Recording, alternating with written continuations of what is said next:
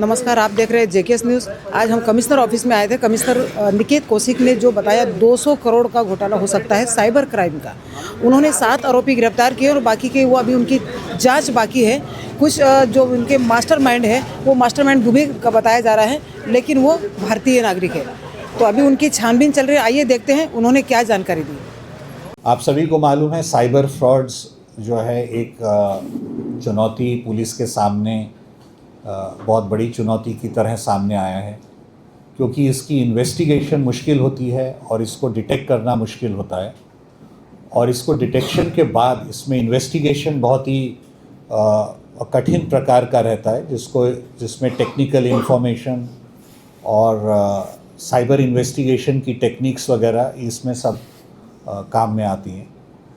एक बड़ा रैकेट जो है NBBB कमिश्नरेट की क्राइम ब्रांच टीम यूनिट 4 ने इसका भंडाफोड़ किया है।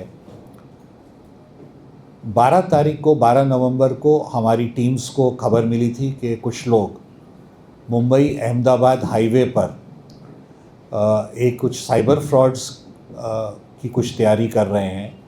उसके आधार पर जब टीम्स वहाँ पहुँची तो काफ़ी सारे laptop, phones, fake bank accounts, ये सब चीज़ें बरामद हुई।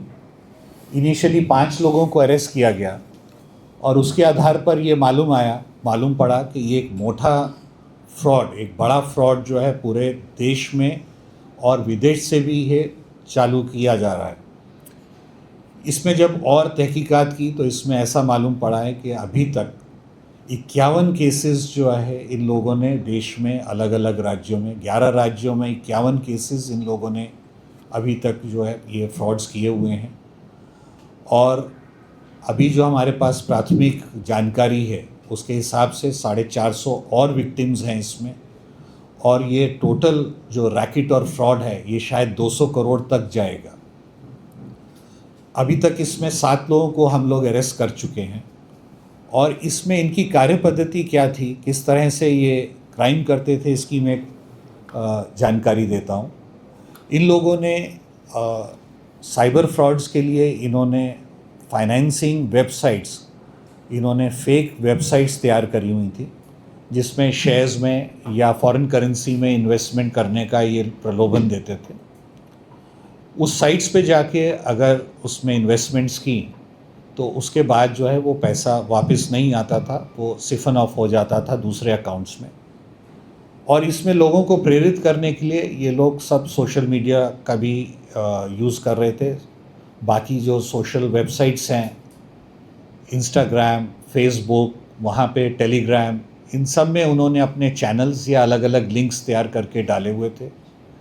इसके अलावा बहुत सारी डेटिंग और मैट्रिमोनियल वेबसाइट्स, इन पर भी इन्होंने जो है फेक प्रोफाइल्स तैयार की हुई थी। ये डेटिंग और फेक प्रोफाइल्स मैट्रिमोनियल वेबसाइट्स पे जाने के बाद अगर उनका कोई भी विक्टिम कन्वर्सेशन करने के लिए, बातचीत करने के लिए तैयार हो जाता था तो उसको गुमराह करके बाद में फिर उनको ये वेबसाइट्स के ऊपर ले जाया जाता था और प्रेरित किया जाता था कि वो वहाँ पे इन्वेस्टमेंट करें। इस तरह से ऑलमोस्ट देश में 500 विक्टिम्स को इन लोगों ने ठगा हुआ था और अभी ये सारी इन्वेस्टिगेशंस जारी हैं। बाकी की जो स्टेट्स की पुलिस है उन लोगों ने भी इसमें इन्वेस्टिगेशन चालू कर दी है। इन लोगों का सरगना मुखिया शायद दुबई से ऑपरेट कर रहा है। हमने उसका नाम वगैरह निष्पन्न कर लिया है आरोपी को, पर विदेश में होने की वजह से उसको कानून के दायरे में लाने की प्रक्रिया चालू है। और ये पूरा जो है इसमें सारा जो फ्रॉड का पैसा था वो क्रिप्टो करेंसीज, बाइनेंस इत्यादि के द्वारा विदेश में भेजा जा रहा था। तो इस तरह के ये महत्वपूर्ण केस जो है क्राइम ब्रांच ने डिटेक्ट किया है। इससे संपूर्ण देश में जो है ये रैकेट जो था ये बंद होगा, ऐसी अपेक्षा है हमारी। धन्यवाद। सर, अभी आपने जिस तरीके का रिकॉर्ड पेश किया उससे साफ हो रहा है कि सबसे ज़्यादा क्राइम साइबर का महाराष्ट्र में हो रहा है। 18 केसेस महाराष्ट्र में 51 में से। और आईजी जैसे, और सबसे खास बात यह कि इतने साइबर अटैक में पुलिस का आला ओहदा ऑफिसर भी नहीं बच पा रहा, आम आदमी कैसे बचेगा? ये ऑफेंसेस जो हैं पूरे देश में एक चुनौती है ये, और इसकी इन्वेस्टिगेशन कठिन रहती है, क्योंकि ये जो है बाहर आके क्राइम नहीं होता, ये दरवाजे के अंदर जो है ये क्राइम होता है। लैपटॉप्स और बाकी जो इलेक्ट्रॉनिक मीडियम है उसके ज़रिए होता है, और इस तरह से ये पूरे देश के लिए चुनौती है, सिर्फ महाराष्ट्र के लिए नहीं।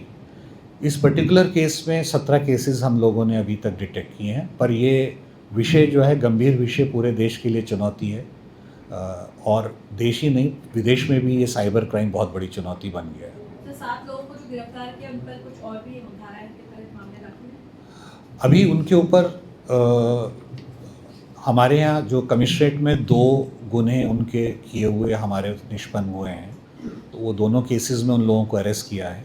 उसके बाद बाकी जो स्टेट्स और अपने बाकी डिस्ट्रिक्ट्स की जो पुलिस हैं वो लोग जो हैं अभी इसके ऊपर इन्वेस्टिगेशन कर रहे हैं। सर, ये 7 आरोपी क्या एक दूसरे से पहले से जुड़े हुए थे? कैसे एक दूसरे के कांटेक्ट में आए? इनका बैकग्राउंड क्या है? क्या पढ़े लिखे हैं या इनका बैकग्राउंड क्या है? 7 आरोपी जो हैं इनकी पढ़े लिखे हैं, शिक्षित हैं। अलग अलग टाइम पे ये लोग एक दूसरे के संपर्क में आए हैं। इसमें 7 आरोपियों के नाम भी मैं आपको दे देता हूँ। इसमें रोशन कुमार शेट्टी, ये जो हैं BA शिक्षण इनका है। साबिर खान जो हैं ये भी इनका शिक्षण हुआ है। सनत दास हैं, इनका भी MBA की इन्होंने डिग्री हासिल की हुई है। आमिर शेर खान, ये भी जो है स्कूलिंग इनकी हुई है। इसके अलावा राहुल कुमार है, ये भी BA के इन्होंने किया हुआ है। इसके अलावा मोहम्मद बलोच, ये भी स्कूल शिक्षण इनका हुआ है। और अभिषेक नारकर, ये भी BMS कर चुका है। तो सभी लोग शिक्षित हैं और इनको कंप्यूटर्स, फ़ोन्स और सोशल मीडिया की अच्छी जानकारी। सर, जो डेटिंग साइट और मैट्रिमोनियल साइट पे आपने बताया कि शादी का झांसा या प्रपोजल देकर बात करते थे, वो सच में लड़कियां होती थी या ये लड़के ही लड़की बनकर बात करते थे? ये अभी थोड़ा इन्वेस्टिगेशन का भाग है। इन कई लोगों के संपर्क में थे, वो अभी इसके ऊपर बैठा है इन्वेस्टिगेशन। वो भारतीय है या विदेशी है? दूसरा, जो आपने इतने लोगों को गिरफ्तार किया उनके पास से कुछ कैश वगैरह से रिकवरी हुई है या सिर्फ लैपटॉप फोन ही हुआ है? अभी तक जो है इसमें बहुत सारे अकाउंट सीज हो चुके हैं। अलग अलग अकाउंट्स में अलग अलग अमाउंट्स हैं, पर ज़्यादातर पैसा जो है वो इसमें क्रिप्टो करेंसी में कन्वर्ट किया जा चुका था। कुछ अमाउंट अभी तक रिकवरी हो चुकी है, बाकी हम क्रिप्टो करेंसीज में जो कन्वर्जन हुआ है उसको ट्रैक कर रहे हैं। सर, ऐसे साइबर क्राइम के लिए अवेयरनेस कैसे होनी चाहिए लोगों में? आपकी तरफ से क्या एक्शन रहेगा? हम लोगों की तरफ से हम कंटिन्यूसली साइबर क्राइम अवेयरनेस के लिए प्रोग्राम करते हैं। महाराष्ट्र पुलिस का वर्धापन दिवस 2 जनवरी को मनाया गया। उसके अंतर्गत भी स्कूल्स, कॉलेजेस में हम लोगों ने कई प्रोग्राम प्लान किए हुए हैं साइबर अवेयरनेस के लिए। और इस तरह की अवेयरनेस हम अपनी वेबसाइट्स पे स्कूल्स, कॉलेजेस में जाके बाकी प्रोफेशनल्स के साथ मिलके हम लोग देते रहते हैं। परंतु फिर भी काफ़ी कुछ लोग जो हैं वो लोभ में जो है इसमें बलि पड़ते हैं। सर, आपने बताया नहीं, दुबई से जो ऑपरेट कर रहा है वो भारतीय है? वो भारतीय नागरिक है। ये जो सारे पैसों का जो ये ट्रेल आप लोगों ने पकड़ा है, इसमें क्या कुछ समझ में आया है कि ये नेशनल सिक्योरिटी थ्रेट या फिर टेरर एंगल से जुड़ा हुआ हो, उस तरह की कोई चीज़ें मिली है आपको? अभी जो सामने आया है वो जो मैंने आपको बताया उतना ही है, पर अभी बहुत सारा इन्वेस्टिगेशन इसमें होना बाकी है। इसमें अभी सिर्फ 51 केसेस में ही सिर्फ अभी डिटेक्शन हुआ है और ऑफेंस रजिस्टर 450-500 के आसपास और केसेस इसमें रजिस्टर हो सकते हैं या उसमें और विक्टिम्स हैं अभी, ऐसा हमें प्राइमरी तौर पे लगता है। तो अभी थोड़ा कहना ये जल्दी है।